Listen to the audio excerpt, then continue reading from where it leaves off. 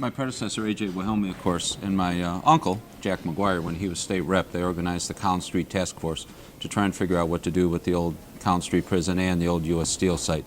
So I've inherited that task force from former Senator Wilhelmi. We've had 2 meetings. The most recent one was yesterday.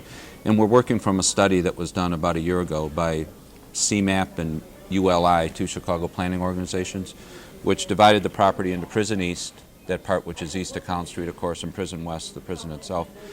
Regarding Prison West, the consultants determined that to make just the 7 southernmost buildings, the administration building and the 2 flanking cell blocks and 6 buildings behind that one, to make merely those 7 buildings safe for public access would cost $3.8 million.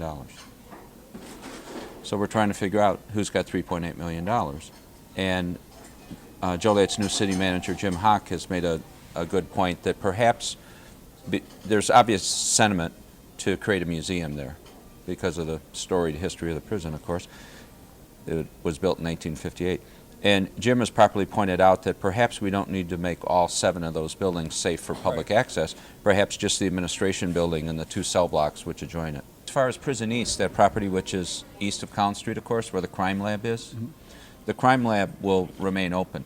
But surrounding it are almost 160 acres of open land with 2 lakes in there, which are the consequence of the quarrying that the prison will do to build the prison. And of course, there's a new road that sweeps through there, which the city has named Louise Ray Parkway, I think it is. And so we're looking at that as recreational space. That neighborhood needs recreational space, parkland.